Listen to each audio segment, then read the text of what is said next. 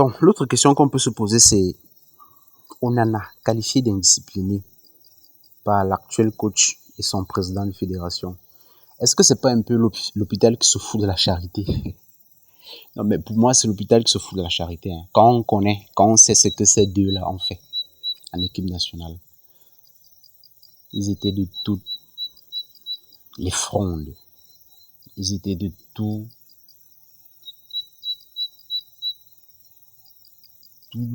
les tiraillements, de tous les mauvais coups, on va dire, au sein de l'équipe nationale.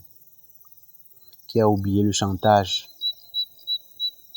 que l'un des deux a fait à la veille d'un mondial, je sais plus, c'est 2010 ou 2014, je crois, après qu'il se soit clashé avec un aîné. Il menaçait, il disait qu'il va réfléchir s'il va aller au mondial. Mais ça, évidemment, Investi au pays n'en a pas parlé. L'histoire permet de comprendre le présent. C'est à mourir de rire que ce soit ces gens qui estiment que Onana est indiscipliné. C'est vraiment à mourir de rire. L'autre question qu'on peut se poser aussi, c'est que le coach a dit qu'il privilégiait le collectif, l'équipe. Est-ce que par hasard, pour l'équipe et dans l'intérêt collectif, c'est pas plutôt ce coach qui devrait sauter? Parce qu'il fait preuve d'une terrible incompétence.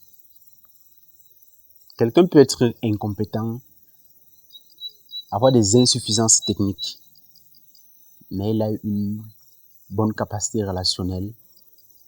Il sait gérer les hommes, il sait manager, et puis l'équipe avance. Je crois que Zinedine Zidane, le succès qu'il a connu est en grande partie dû à sa capacité à manager, à gérer les hommes, son relationnel.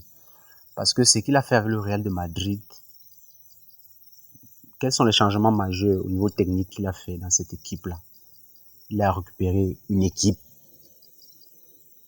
déjà constituée par un autre, mais cet autre, lui, était tout le temps dans les conflits avec les joueurs. Zidane est venu apaiser le vestiaire et les résultats ont suivi.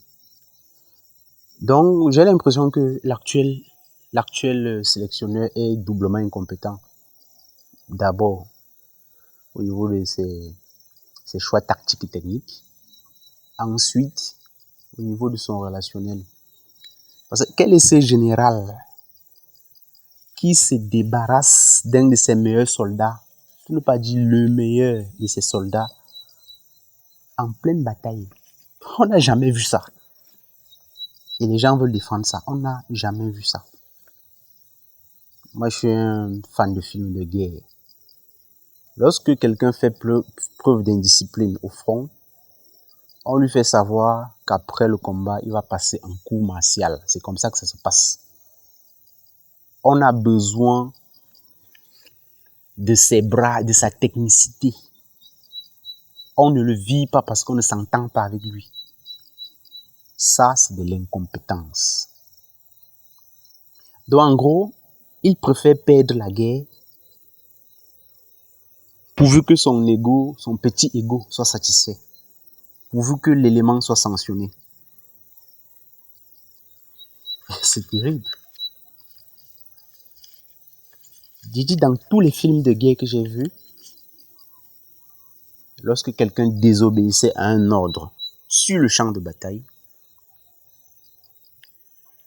son supérieur soit gardait le silence, en sachant qu'il le traduirait plus tard en coup martial, parce qu'il a fait devant témoin, soit il lui disait directement, voilà, tu fais comme ça t'arrange, mais sache que à l'issue de cette bataille, si tu es toujours en vie, tu vas passer en coup martial. C'est comme ça. La bataille est rude, la bataille est difficile. On se prive d'un des meilleurs éléments pour une affaire d'ego. indiscipline, on dit indiscipline de façon banale comme ça, et puis c'est tout. Et les Camerounais devraient se contenter de ce genre d'explication. Encore une fois, les lions indomptables sont le patrimoine du Cameroun, des Camerounais. Donc, nous avons le droit de nous y intéresser. Quel est ce général qui oublie l'objectif? L'objectif est de gagner la bataille pour satisfaire son petit ego. Donc vraiment, un esprit sincère peut vraiment se poser la question de savoir si pour l'équipe, pour l'intérêt général, ces fauteurs de troubles que sont le coach et certainement ses supérieurs au niveau de la Fédé ne doivent pas sauter.